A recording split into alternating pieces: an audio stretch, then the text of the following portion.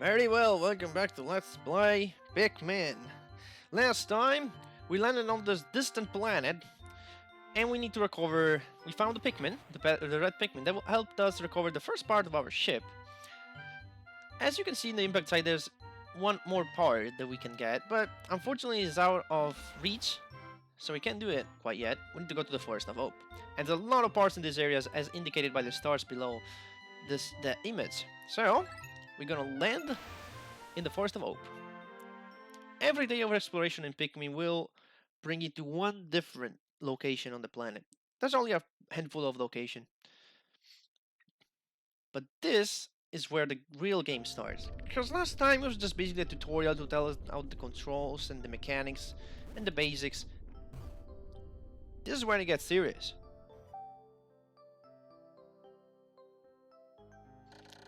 My dolphin has returned to the surface along with the Pikmin's onion. Being alone on this strange planet makes him somewhat uneasy. So I shall call the Pikmin out with the onion. All I need to do is stand in the light beneath the onion, press A. Cool, let's go. I'm gonna call out all of my red Pikmins. As you can see up there on the top of the screen, we have our sun bar, or sun gods, whatever you want to call it.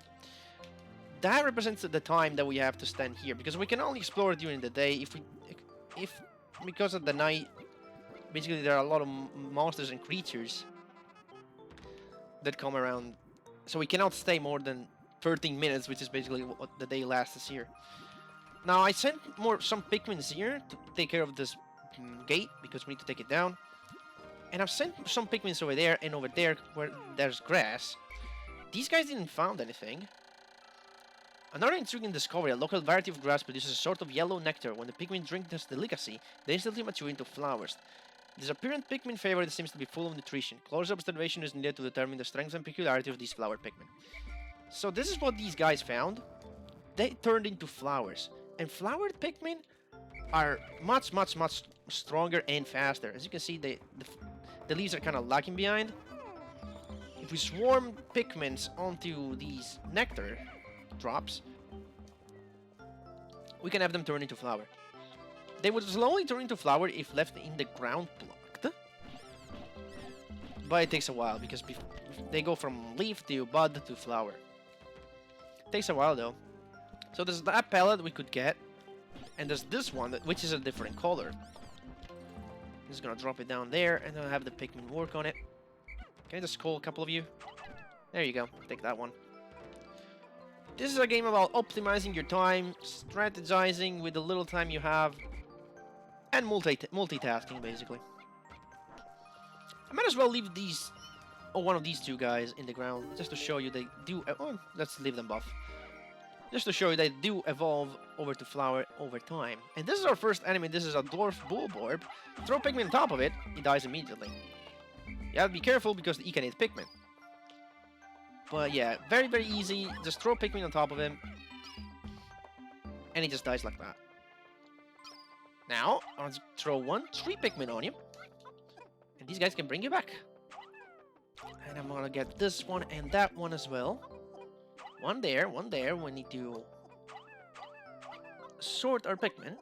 Divide and conquer, basically. I'm trying to keep as many Pikmin as I can with me. I'm gonna get this one. Get that pellet. We're gonna get that pellet as well.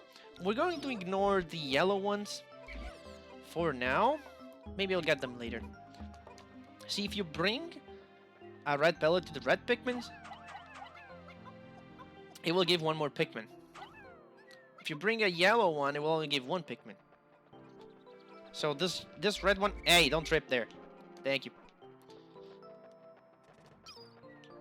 So yeah, bring a pellet to the same color, and you'll get additional not additional Pikmin, but... okay, good. They made it. Okay, nice.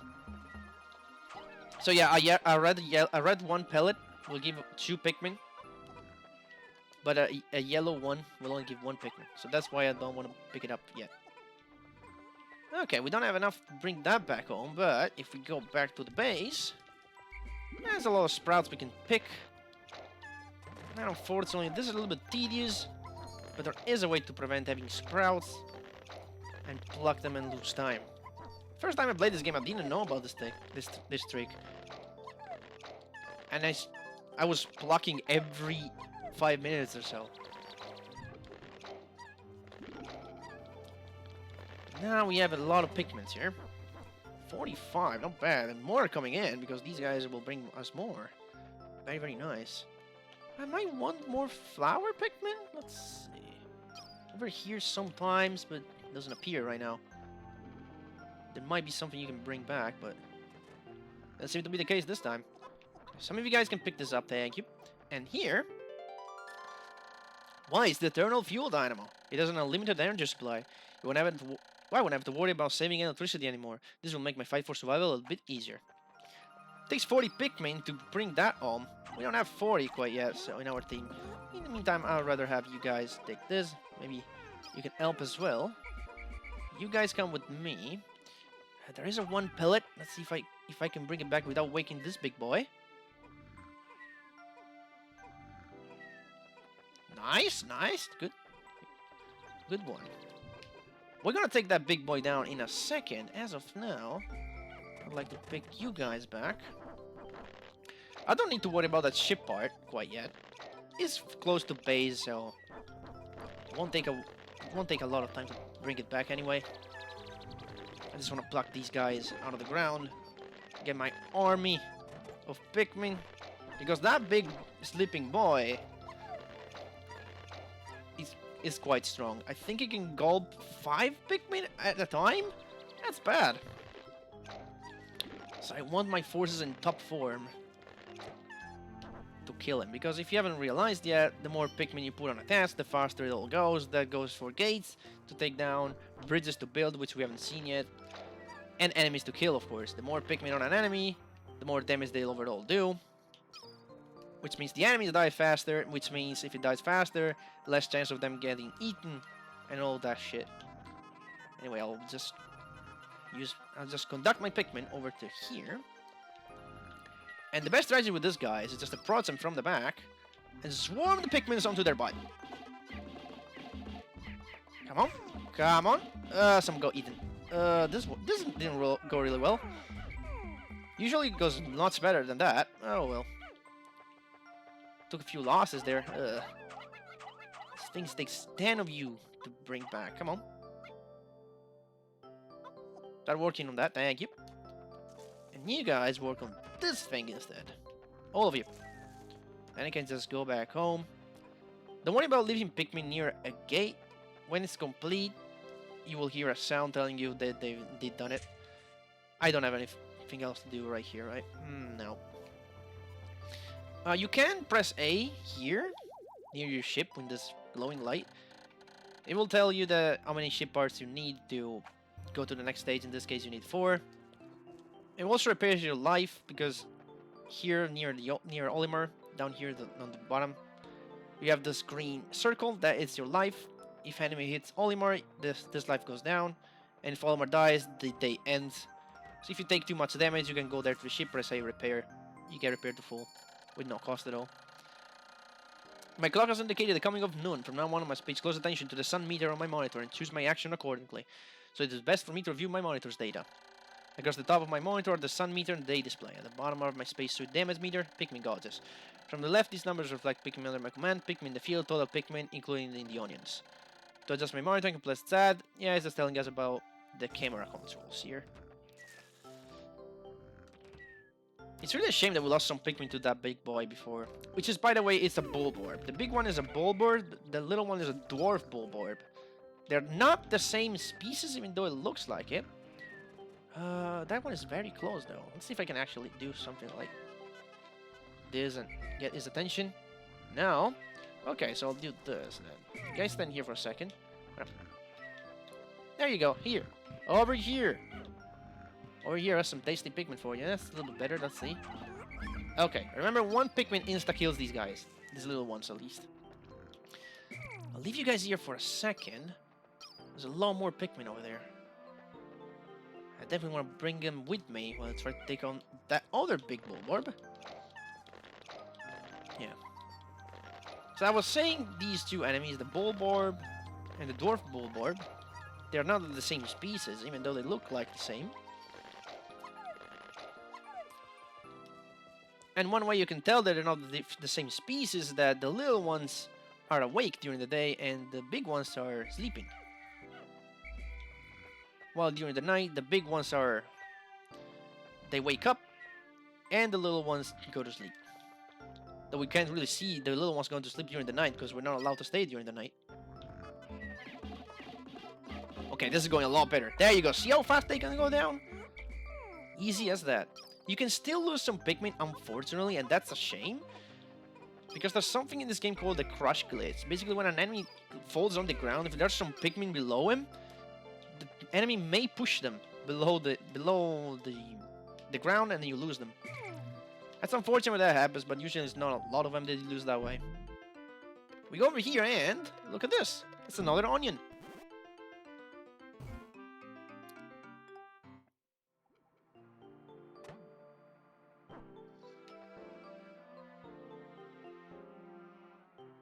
And if you'd be so kind...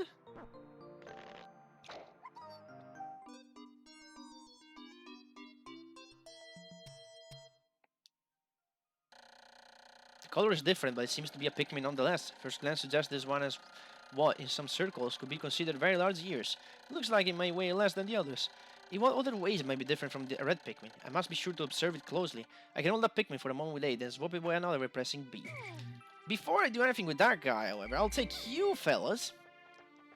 And since you have 46 of you, I'll have you bring the ship part. Shouldn't just stand there and doing nothing. So I'm gonna go over here, I'm gonna swarm you, and then release. And you automatically latch onto it. Thank you so much. There we go. That's what we want. And now we're gonna talk about these guys. This guy, actually. This is a yellow Pikmin. It has different properties, of course, from the red Pikmin. The red Pikmin so far, we haven't really seen what they can do. But as of now, they are better in attacking monsters, because the red Pikmins have noses. And so when they poke at enemies, they poke at them with their noses, which does more damage. These guys don't have noses, so they are a little bit less powerful than the reds. But one perk that these guys have is they can be thrown higher. And if we needed to throw them high to certain places, they'll be more suited for that. They also have another property, which we're going to see in a second. But I need to pluck more of these guys. There you go. Got a lot of pellets. Actually, I could have left that big boy Bulborb for these guys, but that's okay. The Reds have suffered some losses before, so I thought it was okay to give it to them. Eternal Fueled Animal. This should light things up. No more candles for me. I've now recovered 2 out of 30 parts. If I can find 3 more, I should be able to increase my ship's capabilities. Okay. Thankfully, the game just gives us a lot of pellets right here that we can just pick up. And I have some left here. I'm gonna leave that one there. I can just go back anytime I want. That one is a little bit farther, so I'll throw you there. Work on that one. I have a bunch of yellows, yeah. Honestly, yellows are not really that useful in this game. So you won't really need a lot of them. Still. We want to build some yellow population at the beginning. I bet yet another Pikmin-related discovery. Just when it was about to exceed 100 Pikmin in the field, the onion stopped dispelling seed, yet the total number of Pikmin continued to climb. It seems that once there are 100 Pikmin in the field, subsequent seeds get stored inside the onion. Thus, no more than 100 Pikmin can be in the field at one time in any area. This is what I was talking about before. Not having to sprout. If there are 100 Pikmin in the field and you bring pellets or stuff to the onions, the Pikmin won't be seeds that sprout out, but the Pikmin will still be inside, because if I check here, as you can see, there are 2 Pikmin inside. And if this guy brings it here, I'd like to demonstrate it live. Not yet. There's 4 now in there. And they're automatically leaves Pikmin, so very, very easy to bring up the population. You don't have to pluck them again and lose time. Okay, want to work on that. Day is almost over. We only have recovered 1 part. Could have recovered 1 more. Let's see if we can make it, maybe. It depends how fast I am, really. I'm gonna have some guys to work on that. You guys work on that. Yeah, I guess 2 you can work on that. It's okay. Alright, there's another pellet there. We might be able to bring 1 more part back home, but I don't know about it. So, yellow Pikmins have another important ability. See these these rocks here? Well,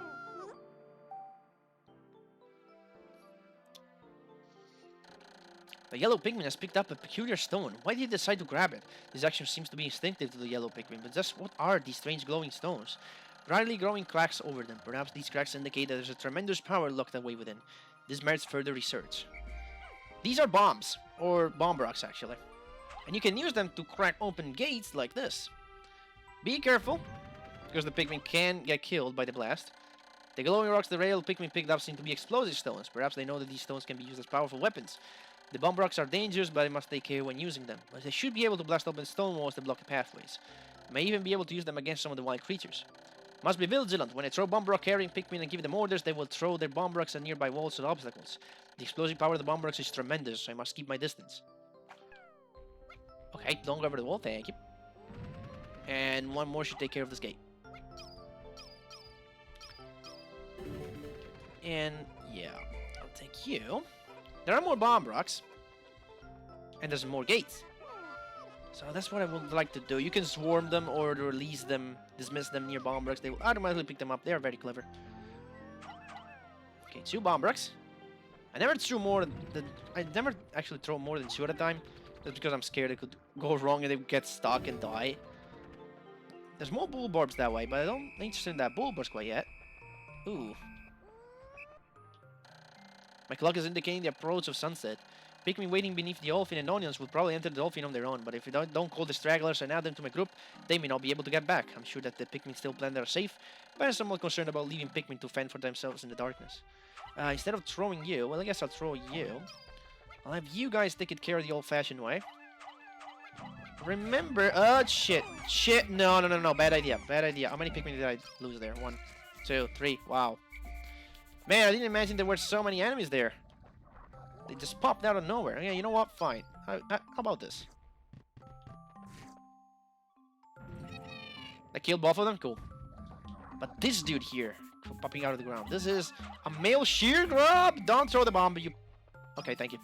Never mind. So, we don't have anything else to do, and the counter is telling us to hurry up. We need to gather every Pikmin that is not doing anything, or is far away from base. So the Pikmin in base are fine, the Pikmin with me are fine, but just to be on the safe side, I'm gonna call them all to my side. Pikmins in the ground will stay on the ground. And well, we can pluck as many as we can, I guess. 1. They will remain in the ground even on the next day, so don't worry about them.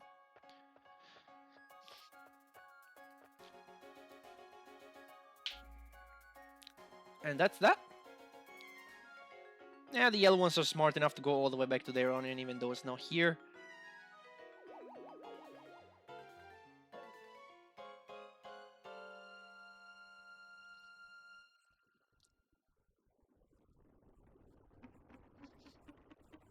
And as you can see, the bulbors, the big bulbors at night just come and try to find stuff, but not food for you guys. 2 days since impact, it appears that many of my ship's parts have landed in this region. If I can't just recover the parts of my radar, I should be able to use my radar screen. How that will improve my chances, then I will only have to press plus to locate my parts. Yet, there seems to be many hostile life forms here. If I'm attacked and my spacesuit takes damage, I must return to my ship, stand in front of it, press A to make sure it repairs. As I explore, I must pay attention to my suit damage meter in the bottom left corner of the screen. Cool. Okay, we spread 104. We lost 16 in battle. That didn't go that well. Usually I don't lose that many in the first day. Almost none, usually, but... Hey, sometimes it just goes wrong. I can't do nothing about it. But yeah, we have 26 yellows, 77 reds. It's not bad. It's okay. Of course, I'm not saving. I'm just going to continue. But there you go, next time on Pikmin, we'll land again in the Forest of Hope and see if we can find more parts than just 1 per day, because that's not really what we want. See you guys next time.